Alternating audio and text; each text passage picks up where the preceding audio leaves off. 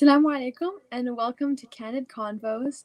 I am Nadia Mansour, and today we will be discussing the LGBTQ community and how the Muslim approach has impacted our relationship with the LGBTQ Muslims in our own community. So my guest today is Jafar. Welcome, Jafar. Hey, Assalamu alaikum. Happy to be on the show, and I'm Yes. excited to talk and share some opinions. Okay. So let's get started. I think like a really big part of our age range, especially we're teenagers, is social media. Yeah, How do you think social media has affected the LGBTQ Muslim community? personally, I think it's affected it in such a toxic way.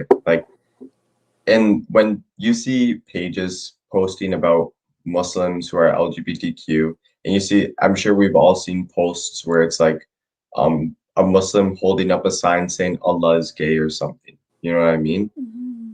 Like the comment sections in those posts, all you see is hate. All you see is people saying, "Oh, these people aren't Muslim," blah blah blah. All you see is next thing, like some guy thinking he's a scholar, sharing all his opinions as if he's never sinned before in his life. Like, you just gotta let people do their own thing. Obviously, help guide them. Tell them, look, that isn't necessarily the best thing to say, right? You gotta let people do their own thing because at the end of the day, you're not one to judge. You're not the Prophet Muhammad sallallahu alaihi wasallam. You're not You're not God. work. Yeah, exactly. You're not God. Like you have no place to judge someone. You got to let people do their own thing. Obviously, try and give them a little bit of guidance, but don't go all sheikh on them. Even though when you're not that educated about what you're saying, and you just got to let people find their own path back to Islam Mm-hmm. by themselves without you judging them and bashing on them and making them feel bad. 100%. I think that another aspect to that is um, people on social media don't really like it's hidden. You can say whatever you want. You're not directly saying it to somebody's face. Exactly. I can't even imagine like some of the stuff I see. Like I'm like, could you really say this to somebody's face? Could you really approach somebody and blatantly say this to them? If the answer is no, then there's clearly something wrong with the rhetoric that's being used.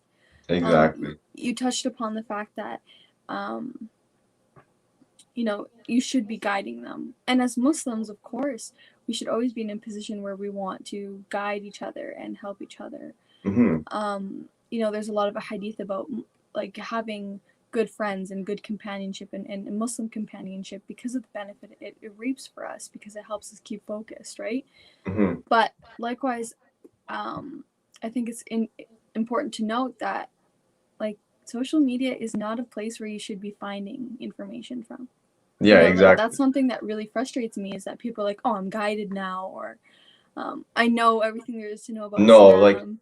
when I was saying like guide them, that means like in real life, not in like a comment section. Yeah. You know what I mean? People are just gonna like number one, the person in the photo is probably never gonna see that comment section. Mm-hmm. And number two, no one's gonna read a comment and be like, oh, you facts. Like, you know what I mean? You know what I mean? No one's gonna read that comment. Like, go and approach them in real life. Give them a little bit of guidance. Just try and help them out. Mm-hmm. But don't bash on them. Don't do anything rude. Don't disrespect them because and don't judge them because that's for Allah to do, not us. Mm-hmm. 100%. Allah subhanahu wa ta'ala is the judge of all of us at the end of the day. And also, it's like there are so many proper resources, even online now, books, where if somebody wants to understand the true implications of like what Islam actually says about any topic, not just this topic, then it's there. And that Hmm. social media is not a place for you to suggest all the time what you think, right? And another thing that I always like say to people about topics like this, I'm like, if you really cared about somebody, you would just make a dua. And if Exactly. you really cared about somebody, you would pray the whole night and you would stand in tahajjud and you would pray to God that he's on their side and that he helps them. Because Exactly. we are so powerless to what God what Allah subhanahu wa ta'ala can actually do. And so that really frustrates me, that narrative is lost. It's like, if you truly care, if you are a true believer, then you would understand that one of the best ways to actually guide is to be a role model like the Prophet ﷺ. He is the best role model for all of us to follow his example, and to be very kind and subtle about the way that we try to guide people, and we try to help people, and we try to engage in proper conversations with them that doesn't cause them to be more misled from Islam. Yeah, and just making dua, because like I said, we're just so much more like incapable. Exactly. Just make dua for someone if you're very stressed out about them and their situation. Just make dua for them. Allah yahdi man yasha. Like, it's all in God's hands who He guides. He guides whom He wills. And you mentioned how sometimes people, they comment as if they've never sinned before, but Yeah, in reality, we're all sinners. And the best Exactly. of sinners are just those that repent. And like the number one, like a very major sin is hypocrisy, right? Yeah, And if you're hypocrisy, commenting, acting like you're so perfect, right? Yeah. You're being a hypocrite. You do your own sins and you're bashing on someone for doing sins as well. Backbiting, Exactly. also a sin, right? So Exactly. it's not playing out in your favor, really, Yeah, to be a exactly. bad person, right? Yeah. So how do you think that Muslim communities specifically have tried to address this issue, and maybe speak a bit more about, like, personally, like within your own maybe local mosque that you attend? Have you seen any imams or people of the community try to engage in this conversation? And if so, was it effective? To be honest, like, in my mosque personally, no. I feel like it's just too sensitive of a subject. Like it's just too, because I don't, the imams probably don't want to say something politically incorrect, right? And then the mosque starts getting hate, right? Because there's that one person in the mosque who's like, oh, this mosque is homophobic. You know what I mean? So I think that's why the mosques don't, like, they're just not saying anything. But even in general, like, Muslims have not addressed this in a nice way. Like, Muslims have not, they've addressed it in again, like a toxic way, like just bashing on LGBTQ Muslims instead of trying to help them, and instead of trying to give them just like a little bit of guidance and make dua for them. Instead, you see, like, even when you're hanging out with your friends, you see posts on Instagram and Snapchat and all around you of people just bashing on them, saying they're horrible people, they're not Muslims, instead of people actually raising awareness. You know what I mean? And people actually trying to help the LGBT Muslims guide back to the path of Islam. And it is what it is. Like, the media is just not, the media and this public and Muslims, they're not addressing it in a very good way. I would 100% agree with that. At my mosque, I've never heard a khutbah. I've never heard anybody explicitly like try to support. And like, you don't know. You don't know if somebody is struggling with that, right?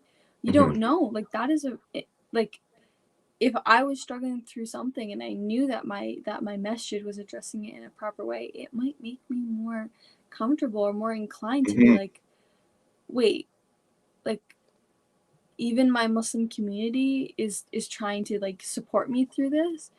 Obviously, we acknowledge that it's not the right thing, but to not talk about it or acknowledge something is also likewise not helping the problem.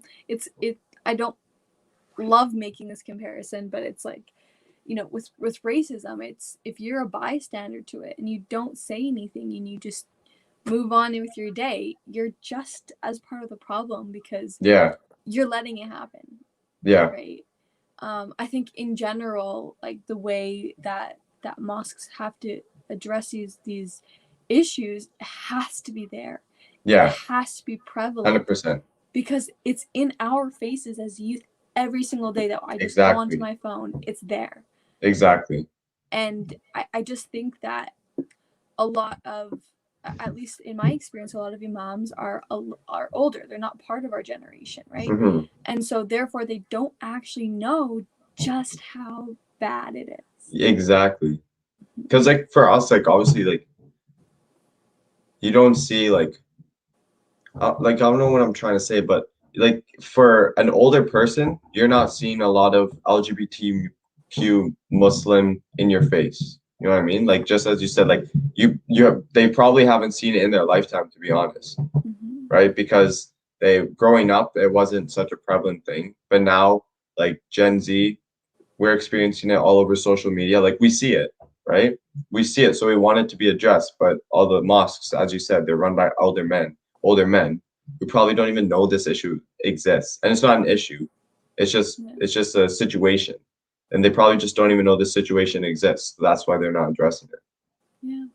Which is really, really unfortunate. I do know that I have listened to a few really good lectures online by like I wrote one by like Yasser Qadi about this issue. You know, like if somebody genuinely out there is looking for the right kind of like scholarly Islamic advice, um, obviously me and you are just teenagers. Like Yeah. this isn't necessarily the place to find that, but Yeah. I do advise to go. I know that Yaqeen Institute has like a few pieces on that, and also, like I said, like this I can't remember the name of it right now, but Yasser Qadi um, had a really good video kind of addressing this Hmm. issue. So, um, I think we've kind of touched on this, but are we really guiding people?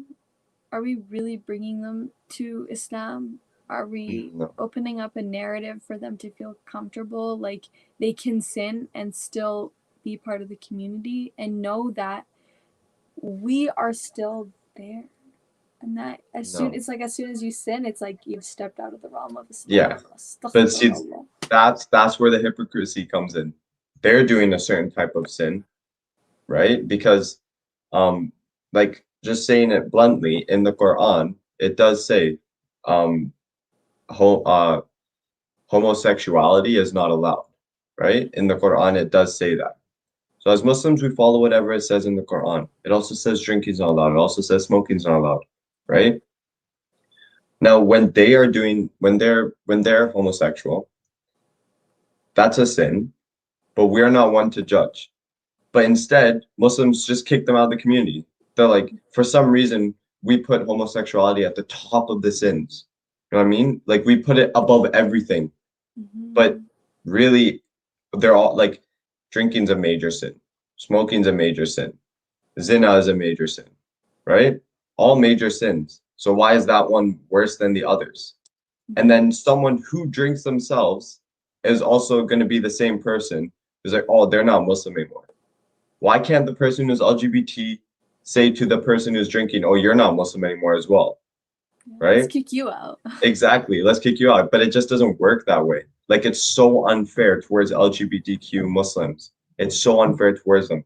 They literally like, and people don't realize that, yes, being homosexual may be a sin, but they're still Muslim at the end of the day. Even if they're praying once a day, even if they still say before they go to drive, right? Even if they still say Ayatul Kursi while they're in the car before they go to drive, they're still getting good deeds. They're still close to God. They're still close to Allah. They Mm-hmm. might be doing something that Allah isn't necessarily pleased by, but we all do something that Allah isn't pleased by. We all sin every single day. Yeah. You know what I mean? You're not one to tell someone you're kicked out of the religion. And that's like one of the big problems that LGBTQ Muslims face is that they literally get told, oh, like they're not real Muslims, right? We all sin. Does that make us not real Muslims? No. We're all Muslims at the end of the day. We all just got to focus on ourselves and and help ourselves understand what we're doing wrong and try and fix that. You know what I mean? Mm-hmm. We're And all another thing, sinners. yeah, sorry. And another thing I'd like to touch up on is personally, I've met LGBTQ Muslims, but their thing is they might have an attraction towards the same gender, but they don't act on it, right? Mm-hmm. And they're not acting on it, then it's just in their brain. So then, but when people find out that, oh, they're LGBTQ, instantly they're like, yo, what? Like, oh, bro, you're not even Muslim anymore, blah, blah, blah. Are they acting on it? No, because it's acting on the homosexuality that is a sin, right? They might have the temptation in their mind, but we all have temptations. We all have temptations to drink. We all have temptations to do everything. But do we act on it? No. And that's what keeps us from sinning. So if they're not acting on it, then triple times you're not one person to judge. You know what I mean? Like you can't say anything to them because if anything, they're staying on the right path. But people don't understand that. Yeah, I definitely, you made some very valid points. And it's like, it's really frustrating how much weight people give to people who are LGBTQ. It it it devoids people of having the chance to grow and to change. Exactly. It's labeling, but in a way that you know that as soon as you put that label on that person, that there's like a terms and conditions, almost like there's like something that comes along with it. Yeah, literally. It's like as soon as you're gay or you're any kind of member of the LGBTQ community, we can't talk to you anymore. Yeah. You should not be in our mosque. You are a bad person. You are the wrong kind of role model for our community, etc., etc., etc., etc. If like it doesn't make sense. If we did that with every single sinner, then there wouldn't even be Islam anymore. Because everyone sins. Everyone to their aunt and uncles, oh like you do that? No, you can't come to the mosque anymore, blah blah. You know what I mean? Like that's the logic that people are using. Yeah. You want to play their logic, then okay, you can't come to the mosque. You can't come to the mosque. You do that sin. You do that sin. Makes no sense. Mm-hmm. So, what do you feel like is the best approach? How, especially being part of this generation, what Hmm. is something that you even do within your power to help this issue, and approach it in a much better way? I personally, I've had I've had friends tell me, like, look, man, because they trust me, right? Like people trust me with a lot of things, and that's because I'm an honest person and I don't tell anyone people's secrets, right? Like I give people a shoulder to lean on. So I've had people talk to me, like be like, look, like to be honest, like I am gay or I'm lesbian or I'm bisexual, right? And like I don't know what to do. Do I come out? Blah blah blah. I tell them, do number one, do what you want to do, right? If you want to come out, then come out. If you want to keep it to yourself, keep it to yourself, right?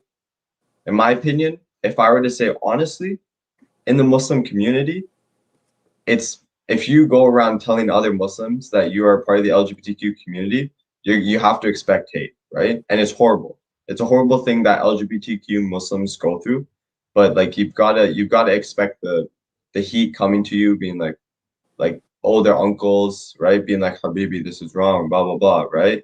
And then like the aunts being like, what's going on? You know what I mean?